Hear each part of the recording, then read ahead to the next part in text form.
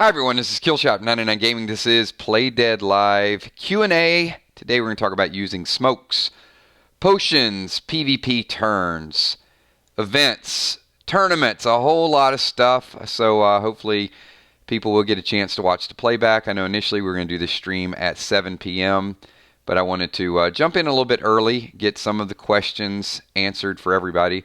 So some of the people get here early. You'll get a little bit of extra time to ask them your questions. A lot of questions out there today. People want to see rankings. They want to see what's next. We got a lot of cool stuff in store for you guys. If you guys are hearing me live, just do me a favor. Give me a quick 999 in chat. Let me know you're here. Hopefully the message got out. People wrote down their questions. The more questions we have in advance, we really want to get to a point where we're enhancing the gameplay. So I know sometimes when you're playing the game and you're under the gun, maybe it doesn't feel like that. But the purpose is to create an environment, to create a fun gaming situation where people can jump in and have a good time and try to win. But if you lose, you walk away from it and you pick up the pieces and you come out and do it again the very next week. Hey, Julia.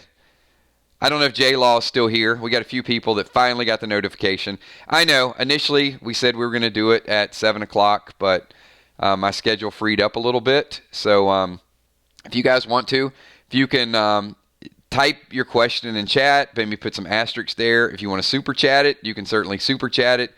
But do something to draw some attention to your question. And I got a ton of questions today. So probably I'm going to address some of the questions and the style of the question. I just don't have time to answer every question about phase and tournament and what if this happens in this situation.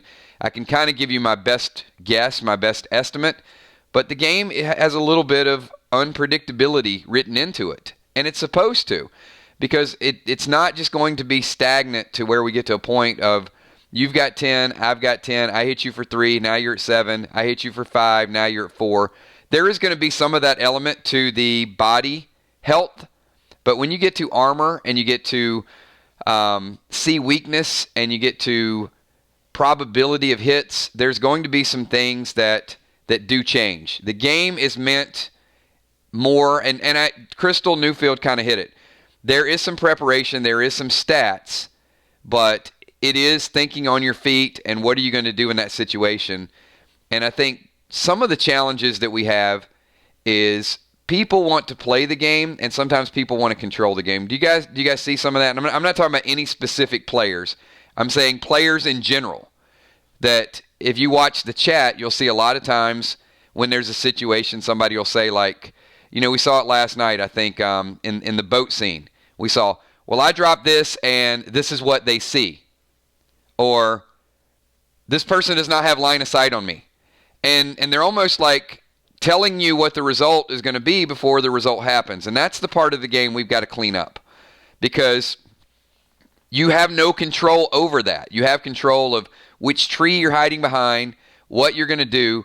But if an attack misses, or if an attack sputters, or there's a lesser situation than you expect, that's the unpredictable nature of the game. And I will tell you, every game that we've went through, in my opinion, the people that have lost the game, there's been one or more than one move that would have greatly changed the impact of the game.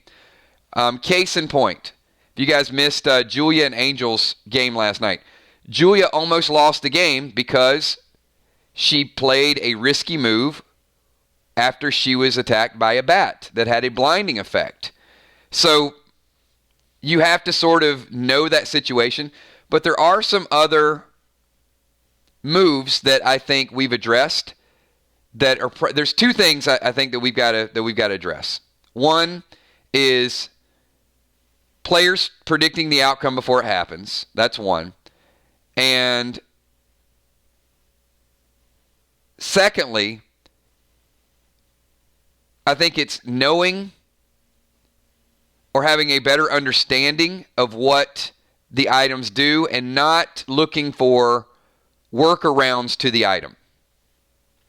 And I think it's okay to ask a question like, what does an item do? If you're in the middle of combat and you ask, what does the item do? It might be a little too late. So, for example, here's a couple items that I've gotten some common questions on. Herbs, nightshade and hemlock. Can I pour nightshade in my quiver? Yeah, you can pour nightshade in your quiver, but there is the opportunity that you could be poisoned by your own nightshade. And the amount of nightshade that's going to accumulate on your arrow is probably going to be minimal effect at best. And it's been mentioned that these items are not strong PvP items. These items are meant for different usage throughout the game. Poison is another example. Can I dip my arrows in poison? You can, but then that arrow is going to fly across. It could be a poison arrow, and it's not going to have the full poison effect. So if you want muted effects, then those are certainly things you can do. Another thing that we mentioned, it happened a couple times last night, was healing arrows. How many people were here when I said healing arrows are not meant to be self-inflicted? Does anybody remember that chat? And look, I'm not saying I'm flawless with the gameplay. There's things that I miss as well. But last night we had, and we let it go, but we are going to revisit it today. We had a person shoot themselves with an arrow, and then we had a person want to poke themselves in the chest with an arrow. So both of those things have been mentioned several times, but they still come up in gameplay. And I think some of it is, it's the nature of the game. The game is it's intense, it's high impact. You're trying to come up with something to do in 10 seconds. Your opponent's on your heels. You got a lot of different mechanics working. So if you've got all of those things happening at one time, then you're looking for whatever move is available. But if we would spend some of that time looking to understand the items that we currently have, instead of making the items into things that we don't have. So,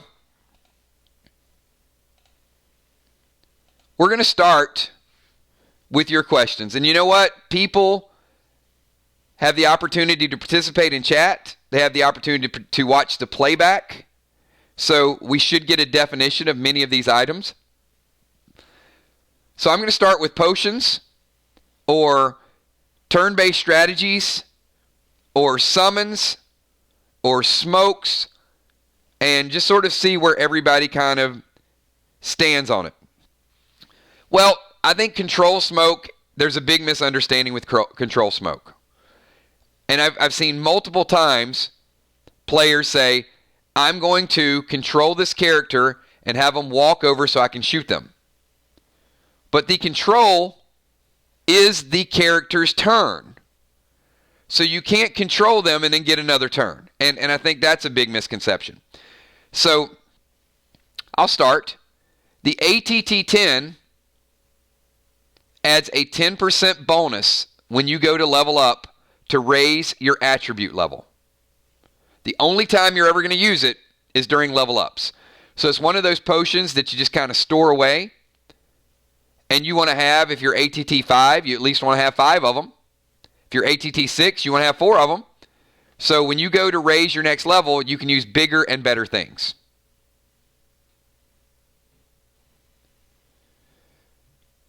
So do all of these items take a turn to use? Yes, they do. But you can use potions and attack. And I sent out something this morning that gave like a brief overview.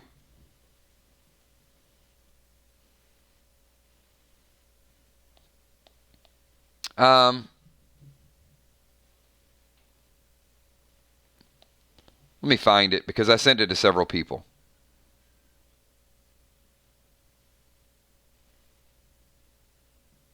There's just a lot of back and forth with questions and situations and things. And what's interesting is even some of these that I sent out, I would send that, and I didn't questions regarding that. I would get a follow-up question, like totally unrelated. So 1 turn attacks, smoke and an attack. 2 smokes, a smoke and a potion, or a potion and an attack. So that means you can use Enrage 3 and also attack your opponent in 1 turn. It also means that you can use a smoke and an attack. But keep in mind, you're dropping the smoke. The smoke may not give you the benefit until the next turn.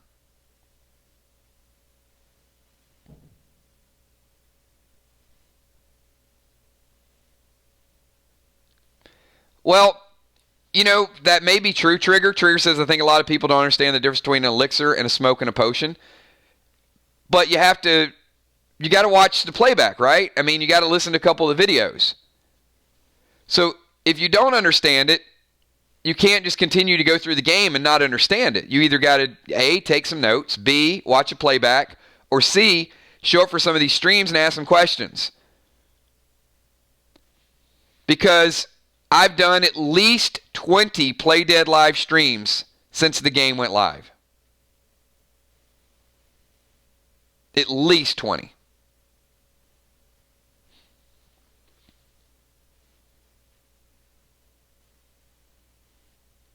Yeah, and that's kind of not the right time to ask the questions, I guess.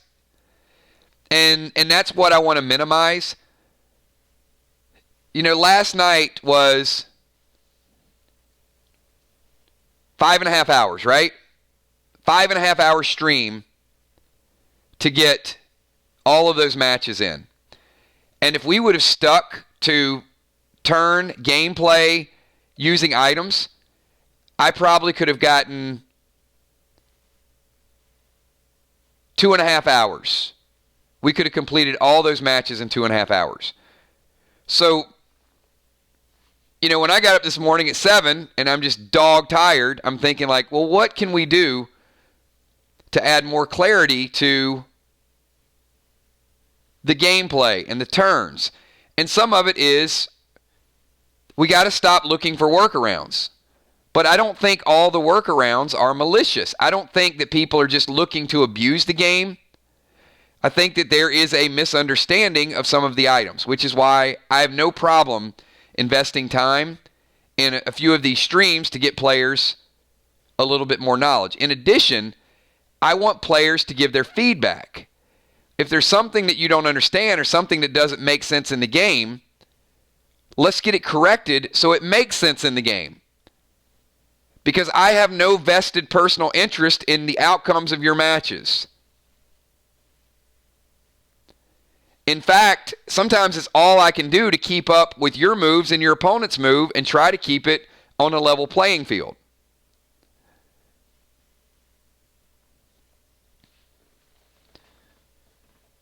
But there is no benefit for me if Julia beats Trigger or Trigger beats Julia. Or if Football Master gets an upset against Amy, or if Amy wins. Zero benefit.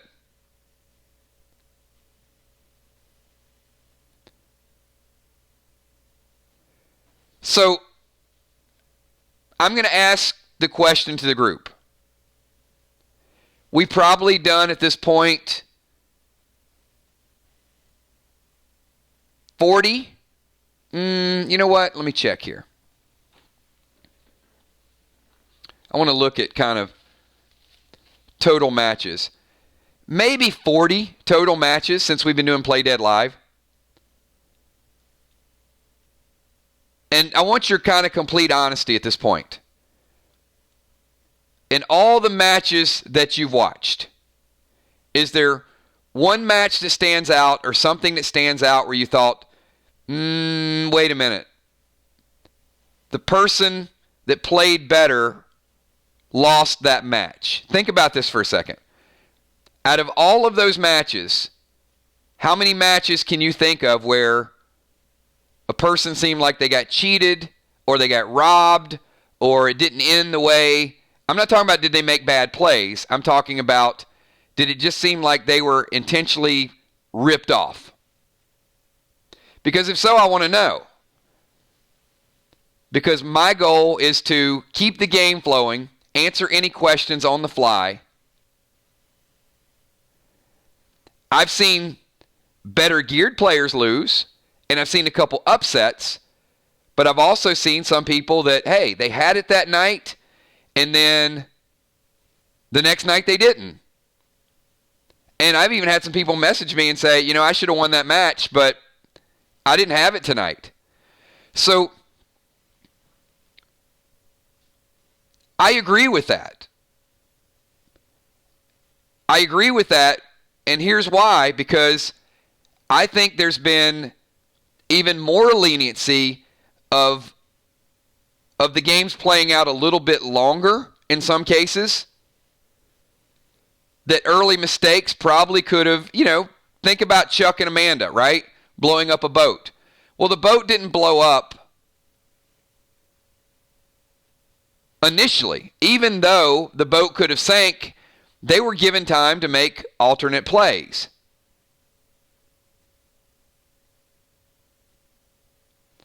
So that's extremely important to me, the question that I just asked you. Because we have had people over the last 30 days question the outcome of a match, and not from a perspective of what does this item do, or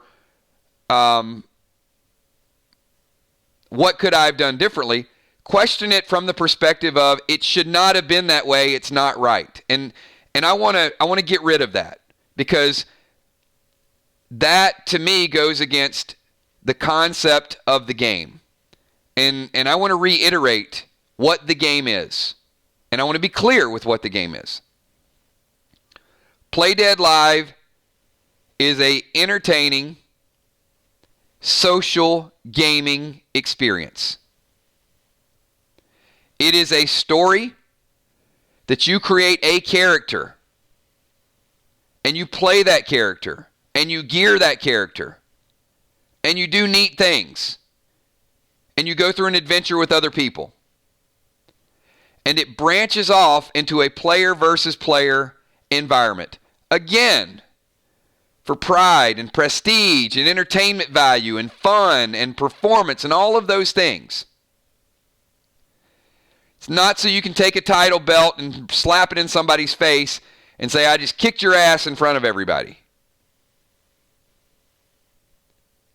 It's so you can do the hype video and have fun with it, and then high-five them afterwards and say, good job.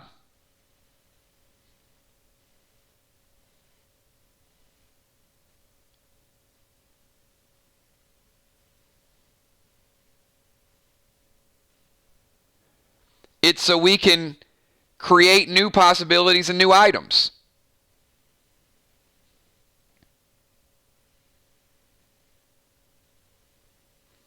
It's so we can challenge with the new items. I have a lot of fun creating new and innovative ideas and items to kind of put you on the defensive a little bit. I absolutely love the titanium and the vermilion tape. Love it. I love the flexibility. I love the strategy behind it. I love the ability to sort of modify your character. And at the same time, I don't want people using 20 pieces of titanium tape, which is why we capped it at 2. To give you a slight buff against people that are going straight armor piercing. To maybe give you an extra turn.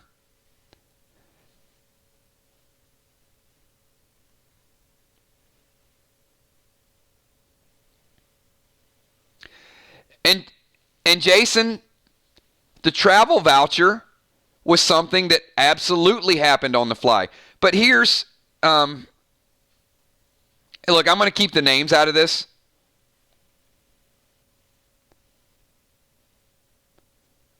And if I call on something you typed, it's not to offend you. I'm not going to say who typed it. But this is a typical day, and I'm not complaining. But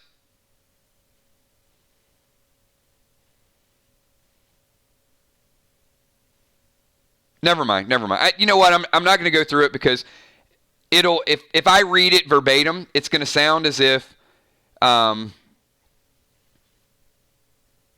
it's going to sound as if I don't want the questions. I do want the questions, but I'll say I've probably gotten 50 questions today about seal smoke, summons, pets. What would have happened if I did this? How was my match? And those are normal, engaging conversations. But I want to funnel it into more of a stream base so I can answer them on a wider scale. And I don't want to take the ability for you guys to reach out to me but I can't answer everybody. It's just, it is consuming when a lot of it is the same question. So one of the questions came up today about seal smoke. So can you use seal smoke and attack the same turn? You can. But you're not getting the effect of the seal until next turn. It's going to be your opponent's next startup phase.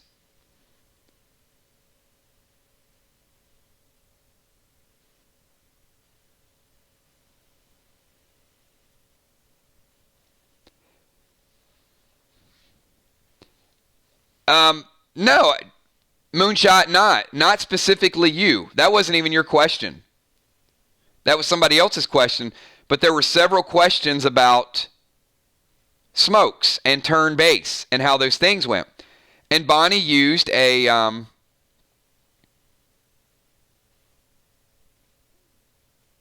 Clear Mind Elixir last night. And it was a super strong play. Because a lot of times you're creating 2 moves in one round. So one of the things that came up, and I agree with this, is how many chill smokes can you use in one PvP match?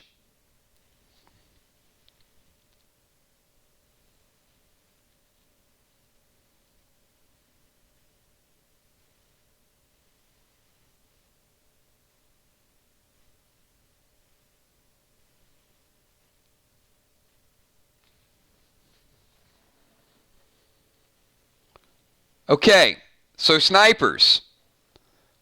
One of the eye-opening experiences from last night to enhance gameplay is, in PvP only, we are going to cap the number of specialty arrows that you can use that have an effect base on your opponent to 1. Here's why. Why should a warrior only be able to use 1 unholy potion, but a sniper in PvP can spam unholy arrow after unholy arrow after unholy arrow? It doesn't make sense, right?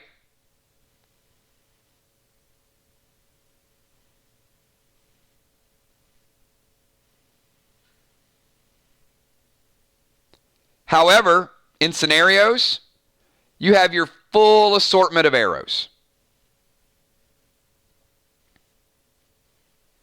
So, if an arrow has an effect similar to a potion, for example, sleep arrows, we're not going to allow opponents to continue to spam sleep arrows.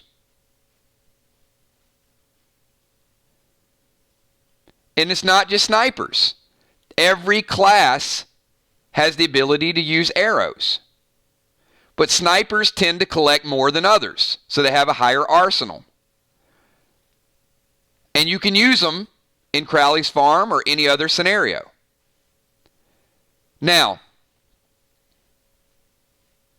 the fire arrow +2 is not an effect base. It is a stronger arrow. You can absolutely use your fire arrow +2. The chill arrow causes a slowing effect, the frost arrow. So the frost arrow is going to be in that category. The sleep arrow is going to be in that category. The unholy arrow is definitely going to be in that category. The AP2 arrow is not going to be in that category. You will have your full assortment of AP2 arrows, just like everybody else will. But snipers tend to collect more arrows.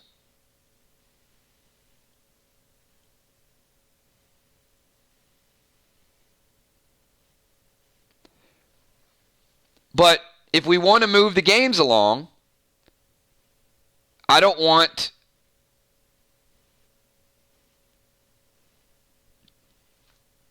Moonshot shooting Julia with a sleep arrow, and now I got 10 more seconds to decide my next move. Okay, it's my turn again because we skip your turn. All right, I'm going to shoot you with another sleep arrow. All right, now I got another 10 seconds. All right, I'm going to shoot you with another sleep arrow. And when I'm ready, I'm going to react. So the purpose of the sleep arrow was meant, and this is where I want to get back. If you have a question about the purpose of an item, ask. The purpose of a sleep arrow was meant to give you time to get away, to get distance. You put your hand to hand or your 15 feet, 15 yards, you shoot your opponent, you get away. It is a mitigation effect, mainly for snipers.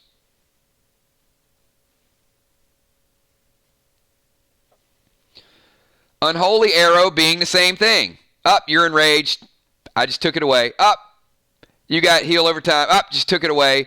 Spamming unholy arrows is going to give you an unfair advantage. But every player can use AP2s. Every player can use AR-15, AP3s. Every player can use Blade 2. So there's no disadvantage to armor piercing. So we're not going to take that out of the game because there's a distinct strategy. Some people like to go straight armor. Some people like to go armor piercing. And we saw that last night. It's a good balance.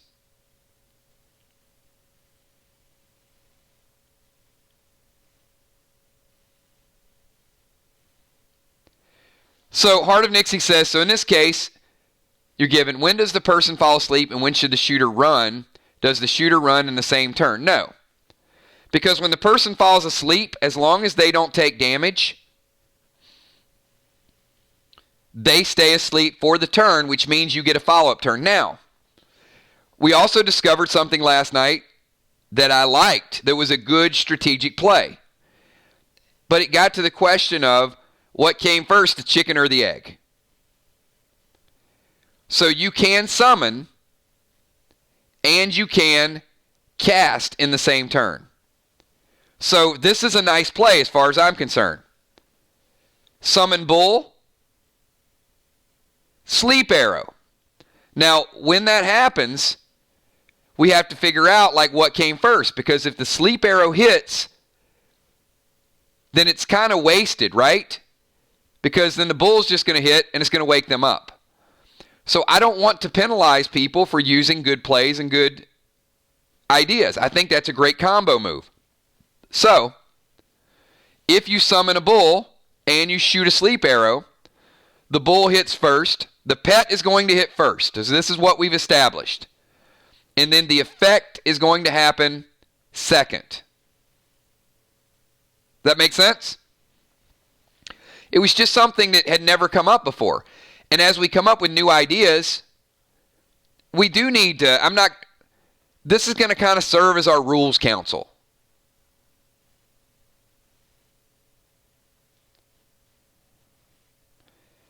So how many people in the stream, I'm going to get to the items. I'm going to have some items up on the board. How many people in the stream lost last night? Who was here that lost?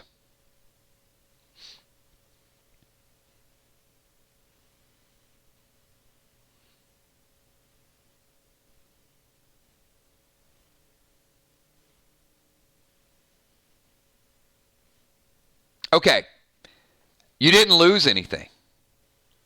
You lost a match. How many people won last night?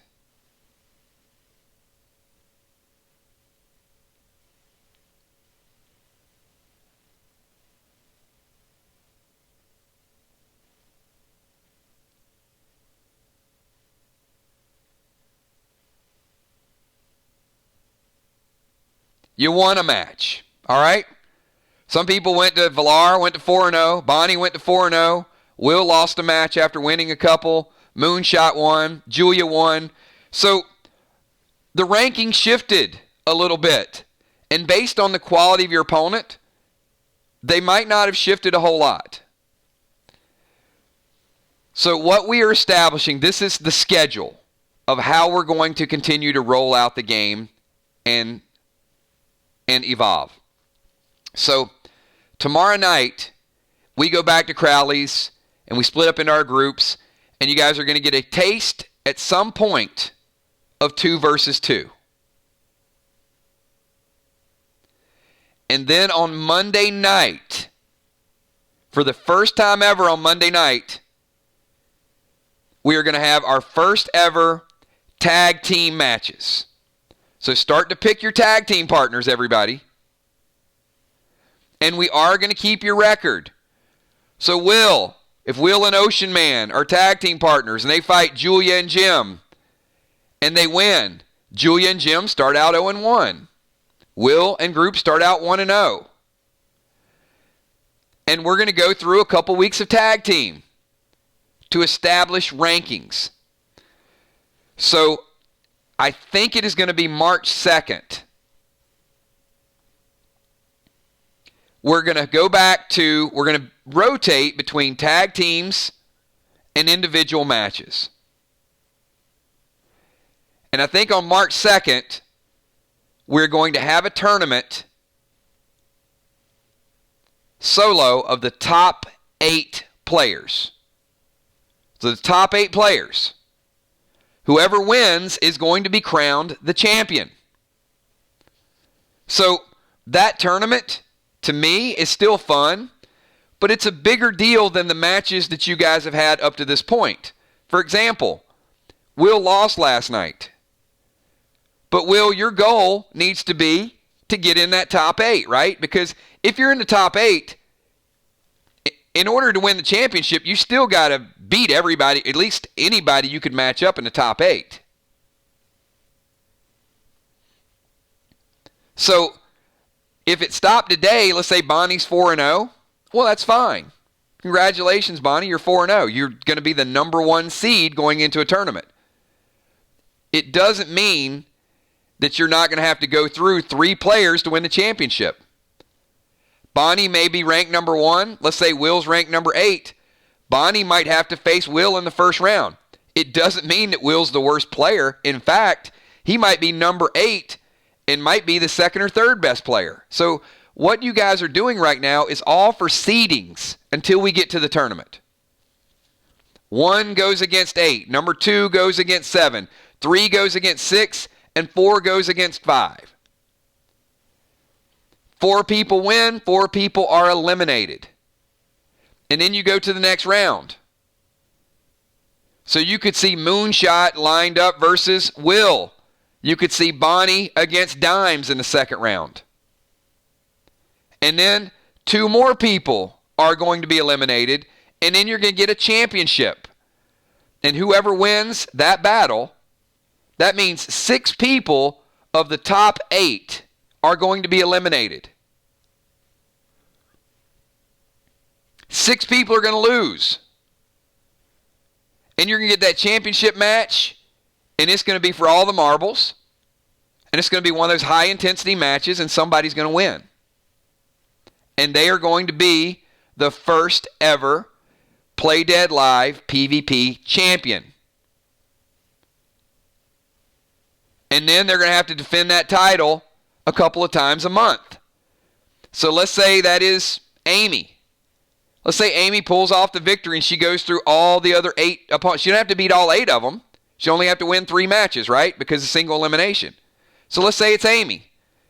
And we celebrate. It's like, you're the best, you're the best. And then she comes out that first week, and Will the Bill gets a challenge match against her, and he beats her. Well, guess what? Amy's not the champion anymore. Now Will becomes the champion. And you're going to have the opportunity to defend your title a couple of weeks to see who can defend it the most. So I don't want this all or nothing mentality on our PvP Monday nights.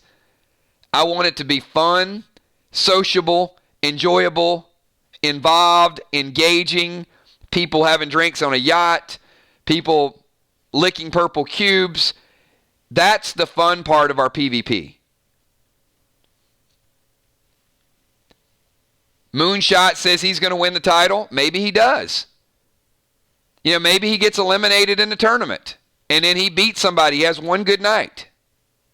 Or maybe Moonshot finishes in the top 8 and works his way through his opponents. So I do want you guys to want to win. I do want you guys to want the championship. I do want to see who can win. And if somebody wins your title, I want you to want a rematch.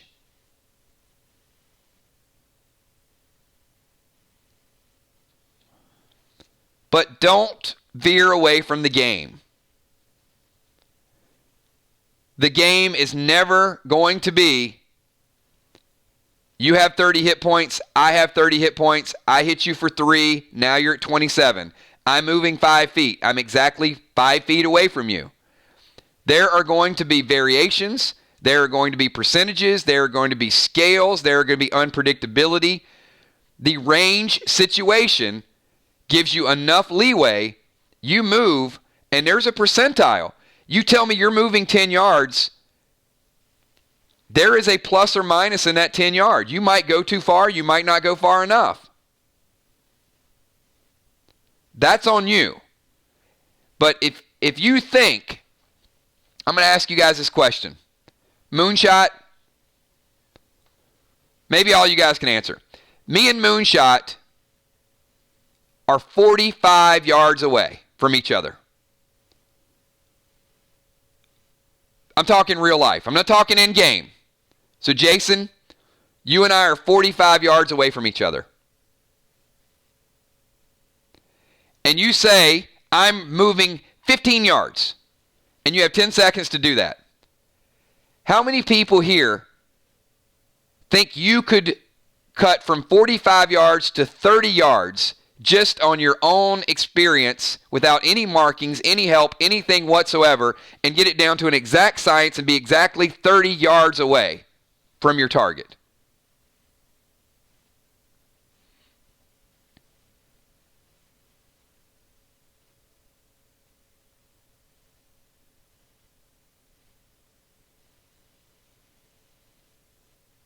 Nobody.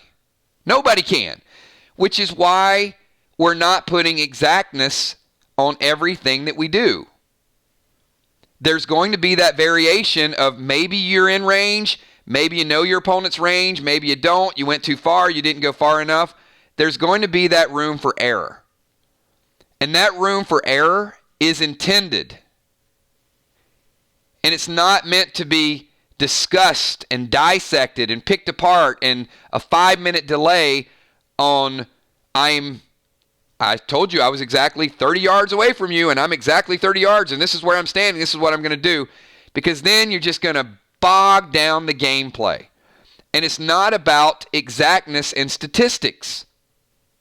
You guys have heard me say that multiple times. It's about strategy, moves,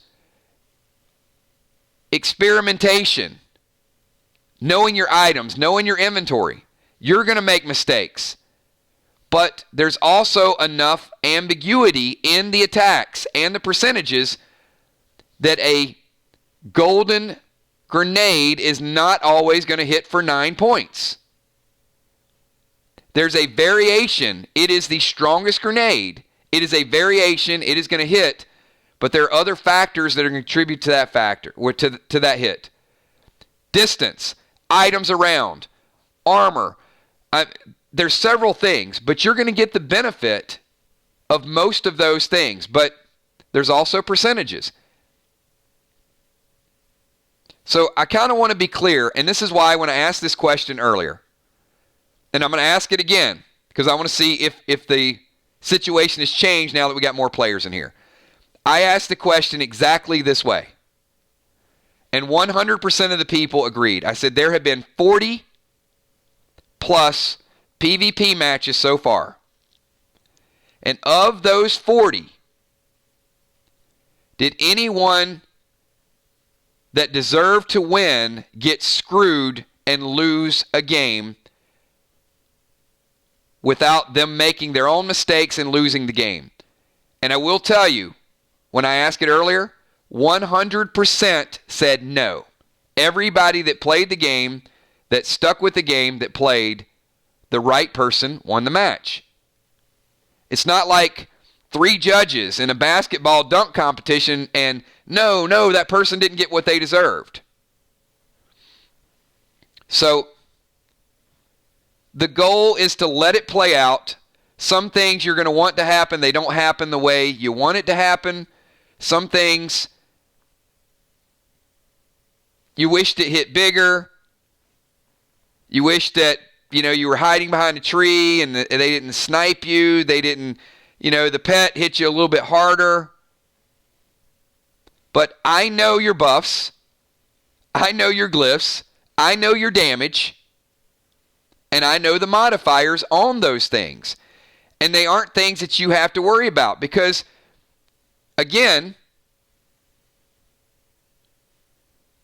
I'm going to ask this question. Ocean Man, you and I meet in a bar. How many hit points do I have? How many times do you need to shoot me in order to kill me? How many times do you need to hit me to slow me down? You don't know?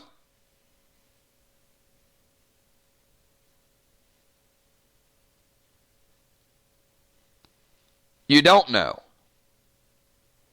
And that is the unpredictable nature of the game. You know yourself. You know your items. You have a general understanding of your opponent.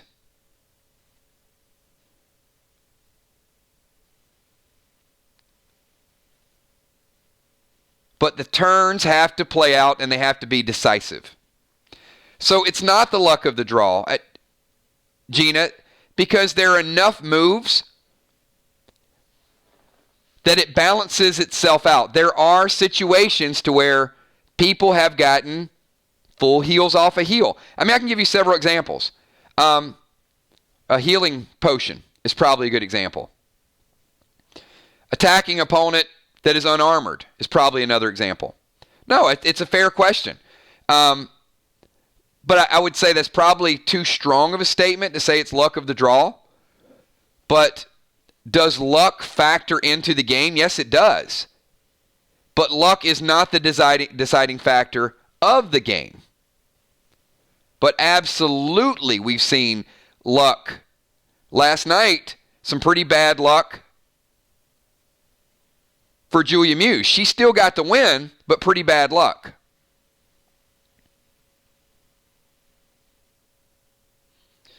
And Trigger, that's mostly true. However, if you were Mr. Ninja and Ocean Man throws a grenade at you and you have no armor, it doesn't matter what you do. So there are situations to where somebody is going to outgear you and they're going to out-item you and they're going to out-strategize you. There's a little bit of everything in the game.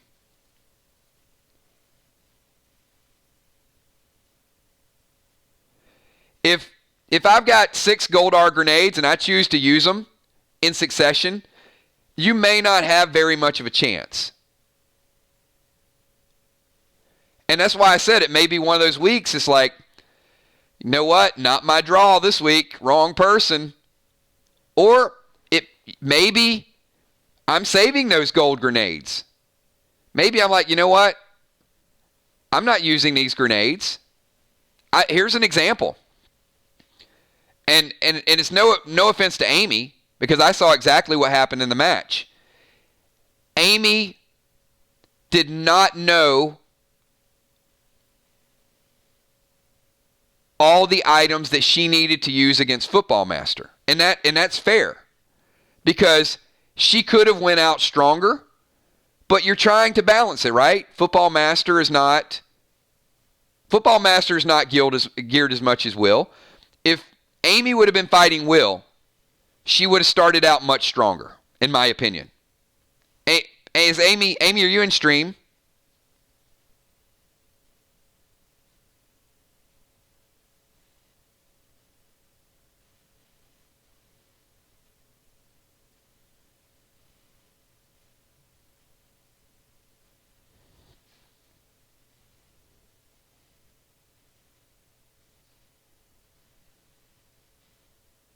She might not be here.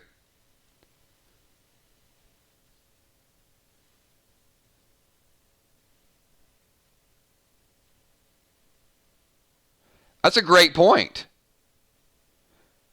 A better point, Crawfish, is that if you don't cast a darkness smoke and your opponent's at 3 and you shoot them like you're supposed to and you don't fall off a roller coaster, you probably win. And then you probably save about 10 other items that you never needed to use in the first place. So I don't disagree.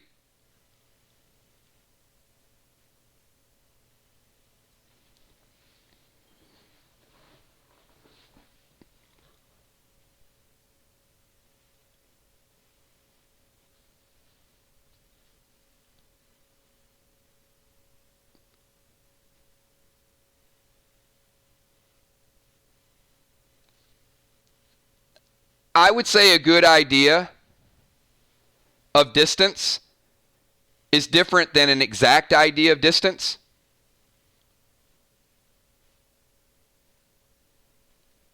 Now, we're not going to put an additional multiplier or an additional slider on whether a priest can judge distance better than a sniper or a sniper can judge it better than a warrior. I don't think that people have the time or the tolerance to get caught up in minutia of every aspect of the game. I mean, we could certainly, I could say, hey, you know what? At 5 minutes, you guys are getting awfully thirsty. Time to hit your water bottle and drink. We're not going to go to that level. I'm not going to have you drink 6 gallons of water and now you got to go piss and that slows the game down.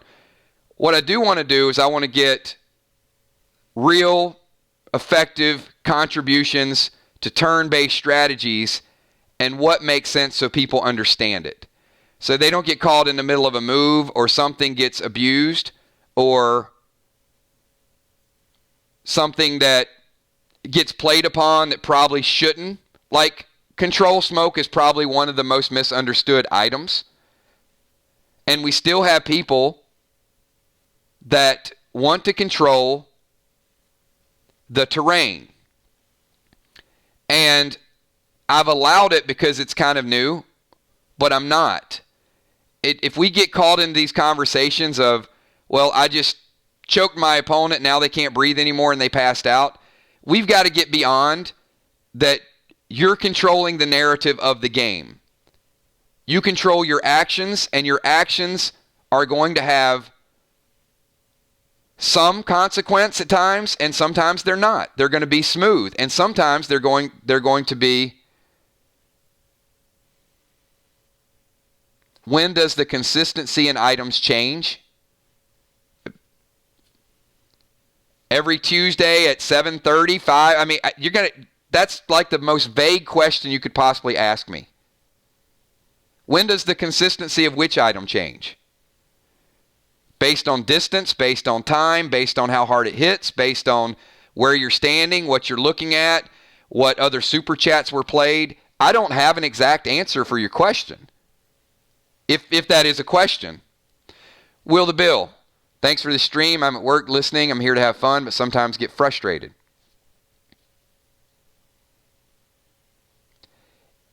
Well, if you get frustrated, imagine conducting a game that is supposed to be a game and getting questions that are implied, questions that are accusatory, questions that are misunderstood, questions that have been covered.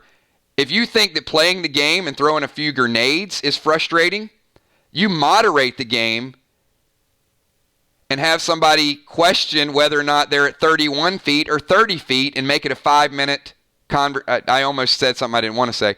Make it a 5-minute conversation about semantics.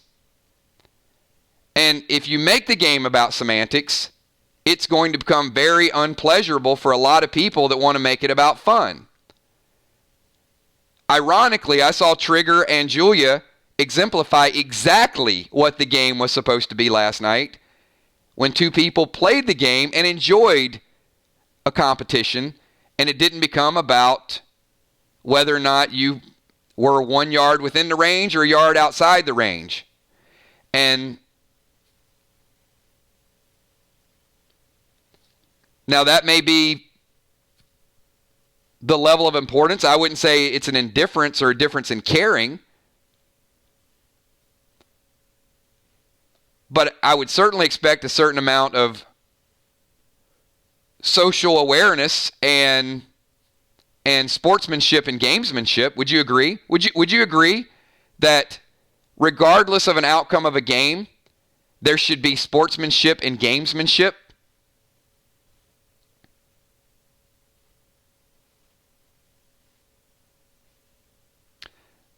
So I have no problem with this. So Crawfish, I'm gonna answer this question, and I'm gonna be honest, and I'm not trying to be a jerk about it either. I have answered that specific question at least 10 times, and I'm gonna answer it for an 11th time because, and it may not just be Crawfish. Maybe there is a misunderstanding. So this question is: if you expect an item to hit the way it says on an inventory sheet, shouldn't it hit for that? I'm asking, not trying to be a jerk. So, I have stated, A, you do not know the armor, all the glyphs, all of the gems of your opponent. Some of you do, and if you do, that's fine. In addition, you probably have not added additional modifiers of your opponent of any last-minute items that they added, which is also fine. In addition, I've said on multiple occasions, armor is scaled and attacks are scaled as well. So if you see a Silvar grenade plus 6, it doesn't mean it's going to hit for 6. Because if it hit for 6, the first time you go in and you fight somebody that only has 6, it's going to be a one-turn win. And I've said that multiple times, that these are going to be turn-based attacks and your armor is going to scale. And I will tell you specifically to your match, there were times that Bonnie absolutely rocked your ass last night, and the multipliers made the match longer than it was, and vice versa. There were times that both players got through to armor, and both players had big attacks that Goldar's did not hit for 12 points or 15 points. Which is why the focus is supposed to be on the item, the general concept of the item. Gam is a level 1 grenade. Silvar is a level 2 grenade, and Goldar is a big, hard-hitting grenade. And I will give you clues throughout the combat of exactly where you and your opponent stand. And in addition, there are other things that I've said multiple times in PvP. Terrain will impact your decision making. And a couple times last night, in at least 2 of the scenarios, I said, the terrain will be a big impact in tonight's fight. And there were some situations, I have to tell you, that it was overcompensated for.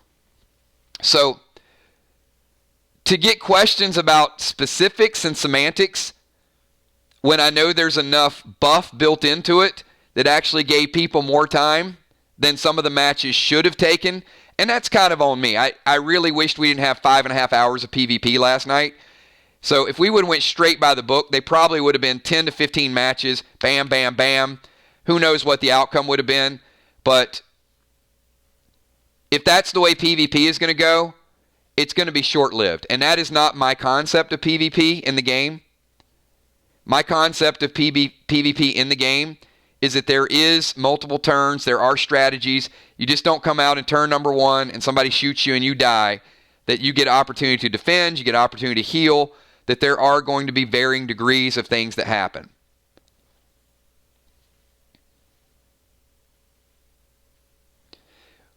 When you use weakness potion, that's a good question. So when you use weakness, there is a percentage, there's not a guarantee that you will see a weaker part of your opponent and that you will have a chance to do more damage. It's kind of like invigorating. An invigorating potion, or an invigorating elixir, we've had 3 people play invigorating elixirs, and I think twice people got the second attack from the invigorating elixir. And once again, this is not Call of Duty. My opponent has 100 hit points. I'm going to hit them for 10, and then I'm going to throw a grenade and hit them for 20. Now they're at 70. There is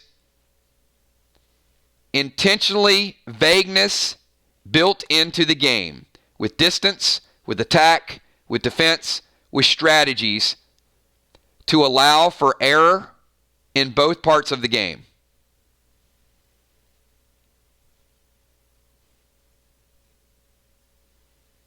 So Moonshot, if a sniper shoots a fire arrow at someone, it might for 4. If a warrior shoots a fire at someone, it might do 2. Is that true?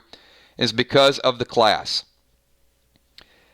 If a sniper shoots a fire arrow at someone, it will typically hit harder than a warrior because the sniper is typically using a better bow than the warrior. Or a sniper would have some modifier that would make it hit harder.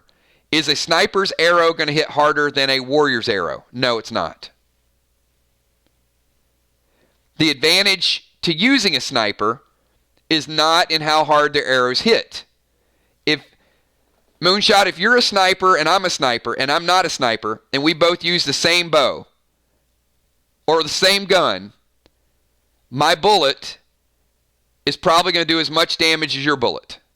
Just because I have tactical training, it does not make that gun fire any harder than it would. There are advantages that snipers are going to have, but making a bullet do more damage than it normally would is no. And we very well in the stream, this isn't just a question and answer. I mentioned this. If we see things in the game that just really, really become a burden on players, like the majority of the players, then we're going to change that.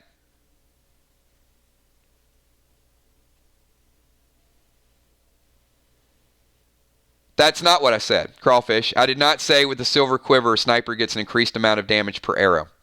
With a silver quiver, a class gets +2 damage, and a non-related class gets +1 damage. That's general damage. That's not arrow damage. So if Crawfish has a silver quiver, it's a silver quiver +1. If a sniper has it, it is a silver quiver +2. Does the damage get the modifier from it? Yes, it does. But once again, I'm going to ask this question. I'm going to ask Moonshot or Ron. And Moonshot and Ron, I need you guys to think about this at a much, much higher level. If I am a sniper and I have a silver quiver that's +2, and Bonnie has a silver quiver and she's +1, and we're in PvP, do I get a full 1 point of damage more than Bonnie? Yes or no? And why?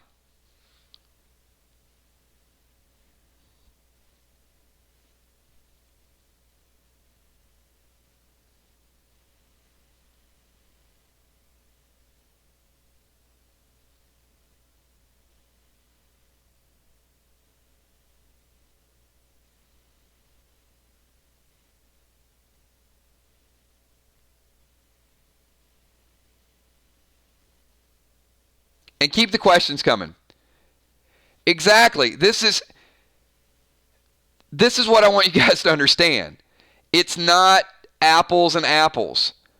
So if I have one additional point, it's going to scale. So if the damage multiplier is 50%, and I'm focused solely on damage, I'm still going to get more damage, but I'm not going to deal raw damage. There's raw damage and there's modified damage. So if my direct damage is a sword plus 5, red armor, 4, 5, 6, 10, and I'm hitting you for 30. We walk out, you happen to have green armor on, I hit you one time and you add up all these modifiers and I'm hitting you for 30. Now at level 5, level 6, you might hit for 30. But at level 1, you ain't hitting for 30.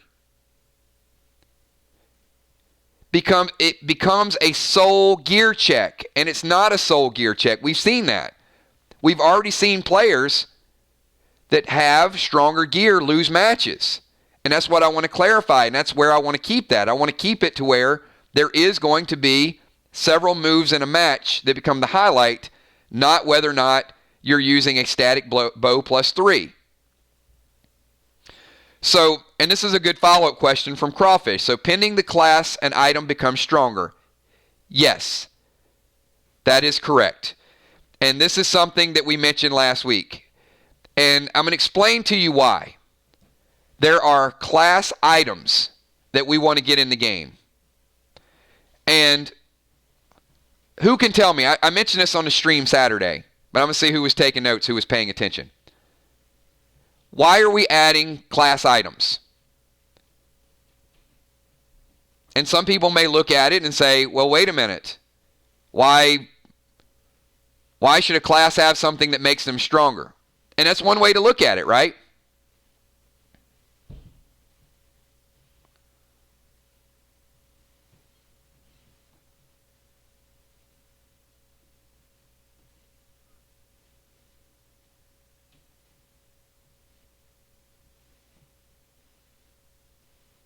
So, and I got another follow-up question.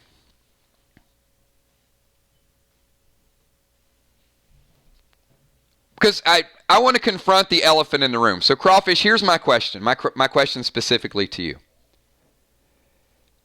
Based on last night's match, do you feel you won that match? That's the only question I have at this point to discuss that match. Not specific references to it right now. My question, just specifically to you, is do you feel you won that match?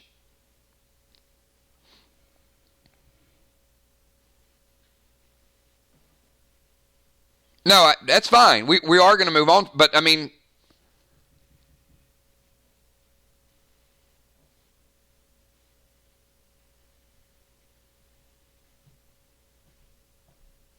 but I want to address it directly. The match.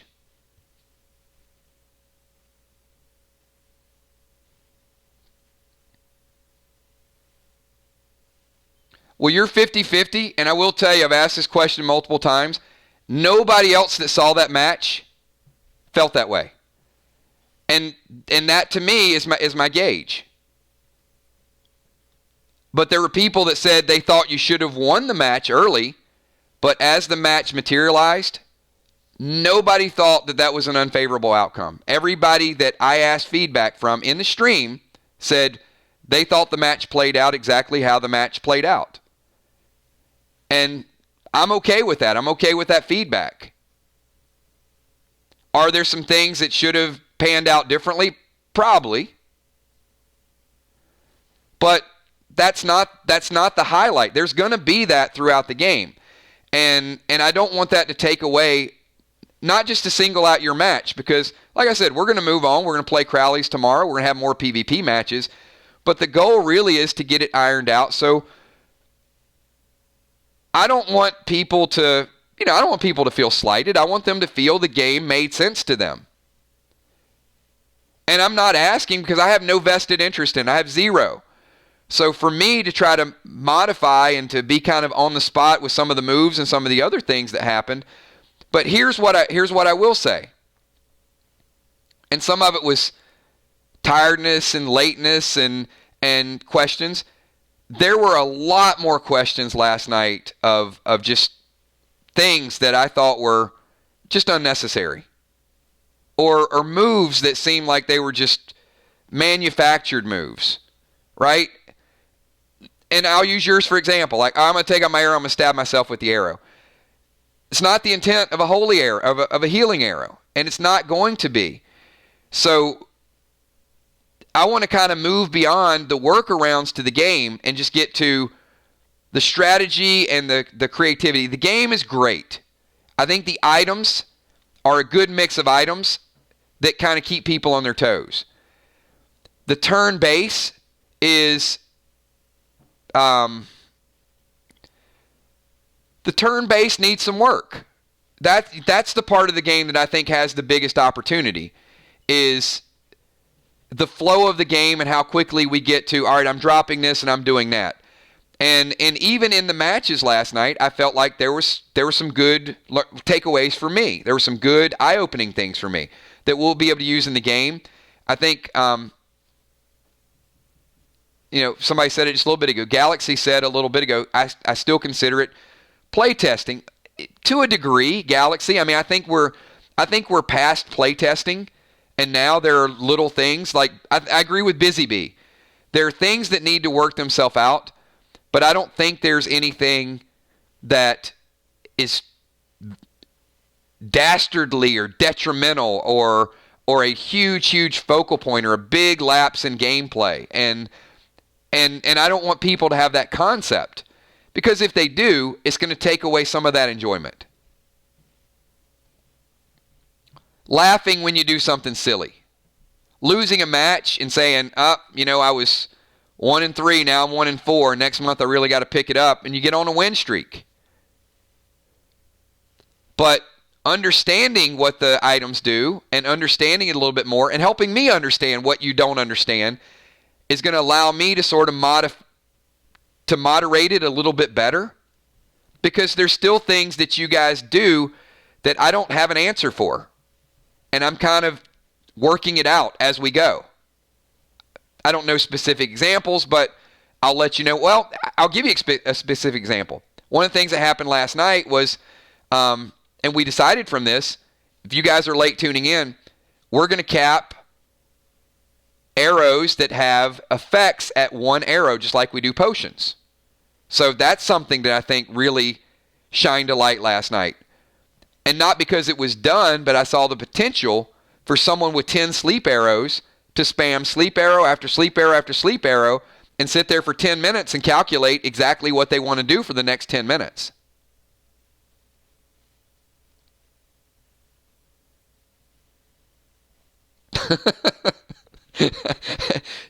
I'm not bringing that up, but you did say that. You did say that you don't fight well on Wednesdays. And the good news is when we do the tournament, it's going to be on a Monday, and I want everybody to go in and want to give it their best. But I do want to iron some things out before we get to the next round. And Monday night's going to be it's going to be tag team. I'm interested to see what tag team is going to be and how you guys are going to feed off your opponents and your strategy. And, there is going to be something different where you might send someone into attack and you might stay back, or you might use an item and they might not use an item. I mean, it's going to be a challenge for me to keep up with you guys, to be honest. Heart of Nixie from earlier. Turn base with group. If the first member of your group uses control, smoke, sleep arrow, etc., does the rest of the group have to wait until the next round to take advantage of it?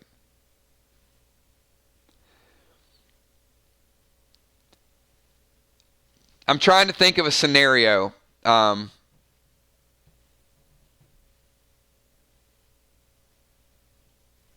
Let me kind of get back to that, Nick, see if we can get more specific.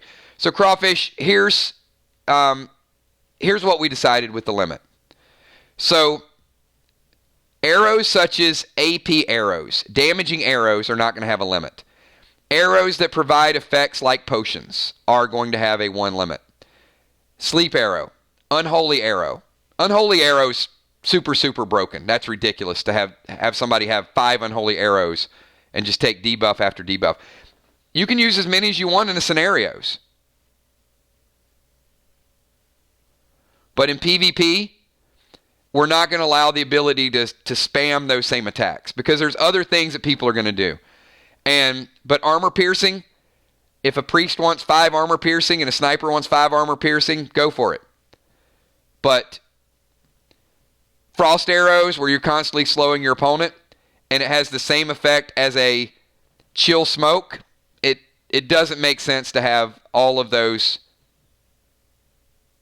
items at your disposal. And it is going to end up heavily favoring snipers. Snipers don't need that much of an advantage.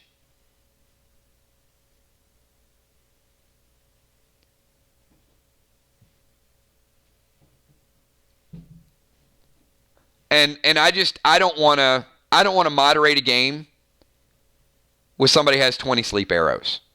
Just don't want to do it. I want to keep the games going. I want to keep them fast-paced. I want to keep them strategic.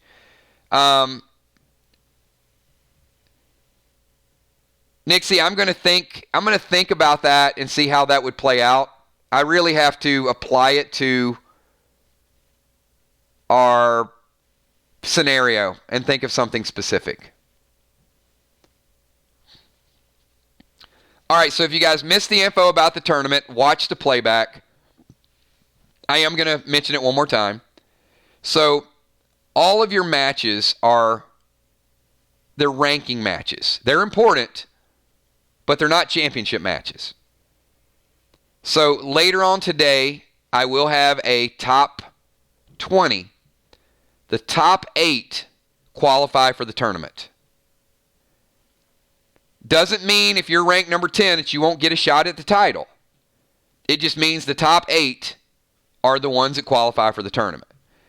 Which means if you're in the top 8, you still got to beat the best anyway. It makes no difference. If you're number 9, I'm sorry. You need to get top 8. So how are the top 8 going to work? There's not going to be a lot of movement near the top. And I'll give you an example. Crawfish has lost 2 matches to 2 people that were ahead of him. Do I expect him to drop down to 8 or 9? No. You're losing against quality opponents, which also means if you fight quality opponents, it hurts you less and helps you less. So, I don't know. If I roughly had to go through the top 4, and I'm not there yet, I'm going to go through. Bonnie, Amy, Dimes, Crawfish, Moonshot, Julia. I mean, there's a couple people that might be 9 or 10. And you are missed, but the reality is, I mean, do you really want to be in a tournament with Bonnie? That's going to end poorly for you. You got to put in the matches to get the ranking. So you have to play to get involved. And you got to win sometimes. But losing a match against the number 1 rated opponent is not going to hurt you.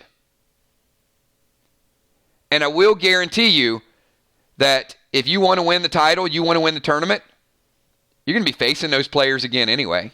You might as well get used to them. You might as well get used to their strategies. Now, there are going to be people that drop out of the top 8. Villar's 4-0. Now, here's my question to the group. I love Villar. Is Villar a top 8 player at 4-0 right now? Does Villar deserve to be in the top 8 with a 4-0 record?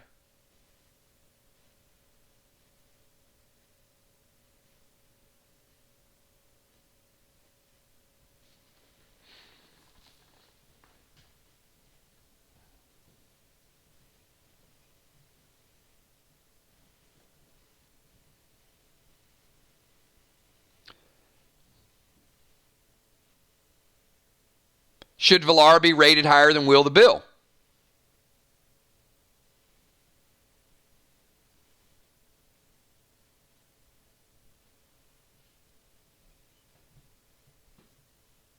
I mean, Well, is it Ron? Ron says better than his 2-2. Is Villar's 4-0 record better than Ron's 2-2? I'm going to ask the group.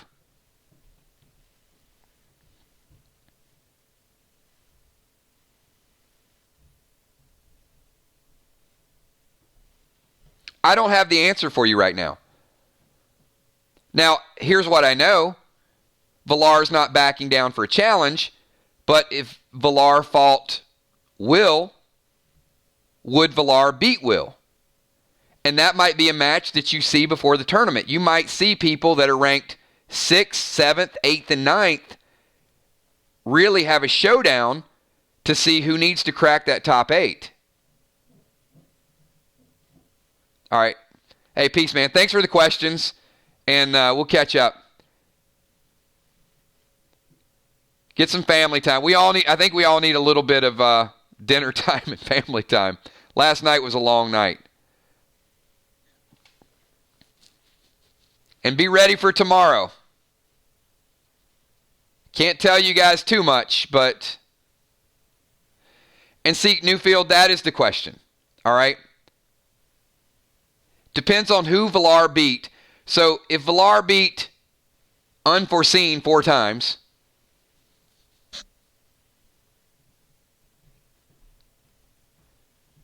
which she didn't, but if she beat Unforeseen 4 times and Ron lost 2 matches to top 5 opponents, you can be 4-0, but that still doesn't make you top 8.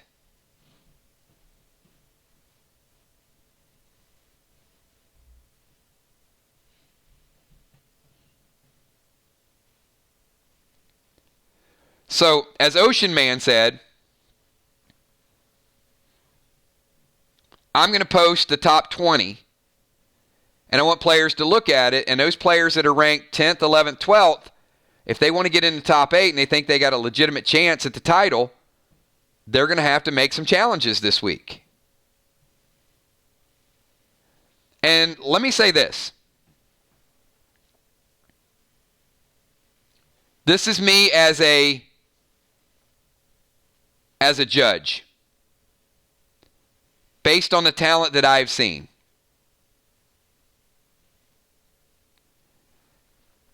Bonnie, Amy, Crawfish, Deadly Dimes,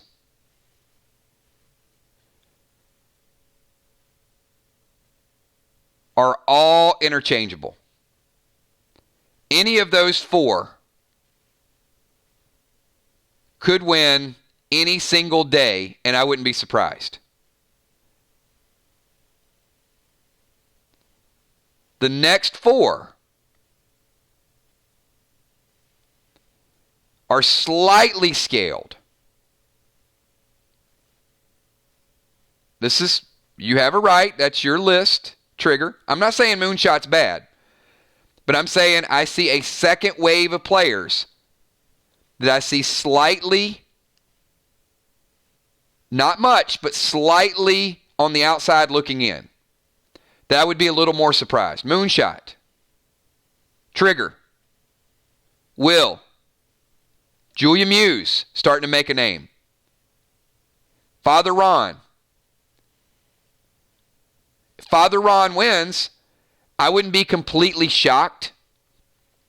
But if Ron beat Crawfish, I think that would be a challenge, right? Be a challenge of heavy hitters. I mean, I wouldn't be like completely wowed. Will goes in and Will gets the championship. Most people are going to consider that an upset. If Father Ron goes in and he beats Bonnie, some people are going to consider that an upset. If Moonshot goes in and Moonshot gets Will in round 1 and he wins, and he gets Amy in round 2 and he wins, and he gets Bonnie in round 3 and he wins, I mean, that seems like a lot of work, right? Not saying it's impossible, but based on what we've seen so far, it seems like a challenge. And everybody should be up for a good challenge. Now, that dynamic is going to change as people play a little bit more. In 2 weeks, I might be saying the opposite. I might say, wow, Moonshot's just completely dominating people start to finish. But that's kind of my perspective of gameplay so far. I'm not trying to tip my hand totally to the rankings, but I think you're going to see people at 9, 10, 11, and 12, Tank, Ocean Man, Valar, that are right on that verge. They're going to need to do a little bit more to get into that top 8.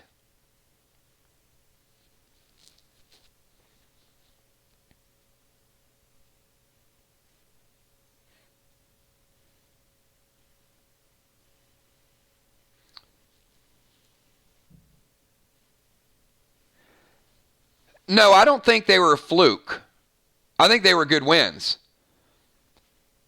But I think that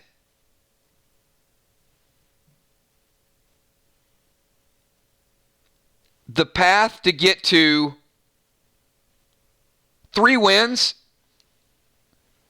look, would I be surprised if Bonnie wins 3 in a row? No, I wouldn't. Would I be surprised if Crawfish won 3 in a row based on the way his losses went down to Bonnie and to Amy? No, I wouldn't. So, would I be surprised if you won 3 straight? Yeah, I would. Would I be surprised if you won 2 and lost in the finals to Bonnie? No. I mean, there are varying degrees of it.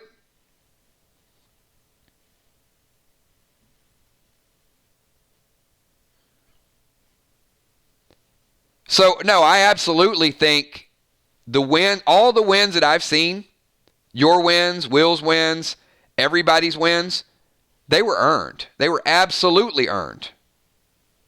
I wouldn't take a win away from any player. Nobody. But, it's like March Madness, right? Getting through, if any player that gets through this tournament, it's work, man. It is work. That's going to be a challenge to get through 3 of those players. Will Bill, it was fair moonshot. You played awesome. Great job, man.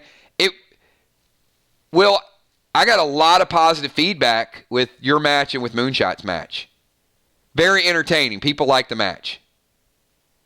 I think if Bonnie's and Crawfish wasn't a 2-hour match, if it would have been an hour, I think people would have really enjoyed it. It just got to a point where it was so late and they've used so many items and they're struggling for what to do next. And I get it because I was struggling too, just to kind of keep it engaging and entertaining. But I will tell you, the first 45 minutes or so of Bonnie and Crawfish was super, super good. Everything that I want the game to be. The first 45 minutes of their match was as good as you'll ever see. And then there's no doubt in my mind that both of them were exhausted.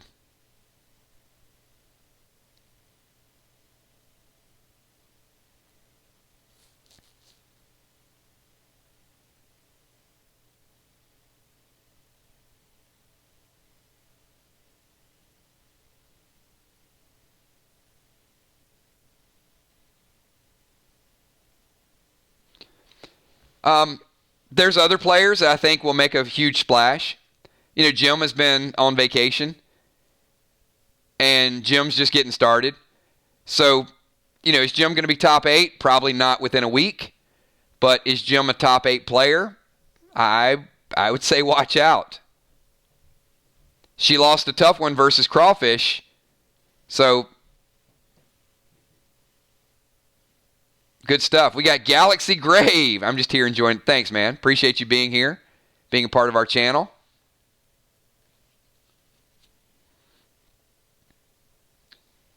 And people are gradually going to get geared through Crowley's. There's going to be additional openings. There's going to be additional super chats. There's going to be more items. The game is going to change. So there's just a lot. There's a lot of good stuff around the corner. So before we wind down, we start getting ready for the Walking Dead stream tonight at 9:30. Just want to reiterate to everybody, tomorrow night is going to be huge for us. So tune in. Crowley's Farm is going to be phenomenal. You are going to see an element of 2 versus 2. We are going to roll that out. Not going to be a tremendous amount of time on it, but you're going to see exactly what tag team is about. And then Monday night, we're going to be doing tag teams and get some official records on the board, get some standings. Have your team name ready to go. Start to think about who your partner is going to be.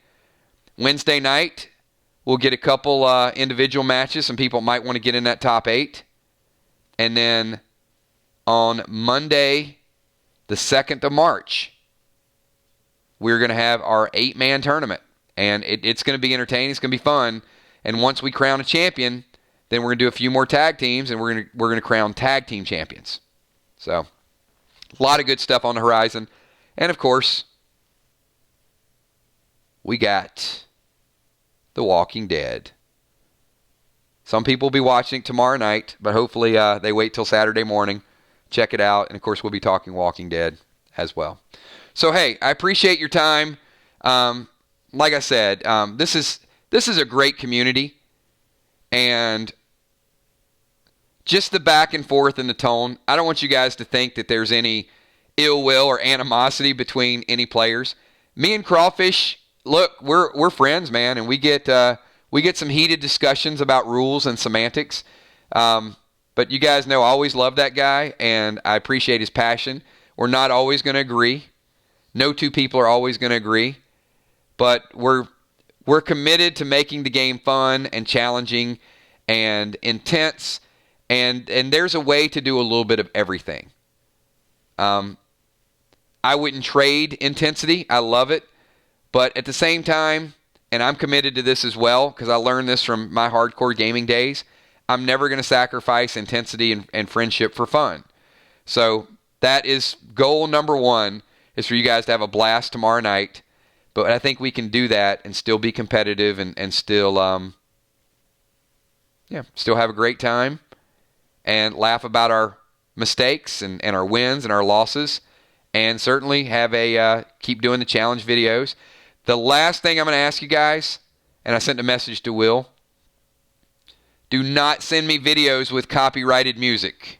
They will flag it and they will take it down. So one of the videos that I got sent to me had music that was owned by somebody else, and they claimed the copyrights already. As soon as we posted last night's stream, they already claimed it and said, that's my song, I want the money from your video. So, it's what people do. So be careful if you incorporate any music. And some places will tell you it's copyright free. It's not. It is not always copyright free. So maybe do the intros without music. That might be the safest way to do it. Just use kind of your dialogue. All right, everybody. I'll see you all at 9:30 for Walking Dead stream. Yes, I am tired, so you can probably hear it in my voice. I was probably a little bit grumpy like everybody else, but we will. I'm going to have a Red Bull. I'll be ready to go. We're going to have a lot of passion, a lot of excitement at 9:30 tonight, so I'll see each of you there. All right, everybody. Thanks. Peace.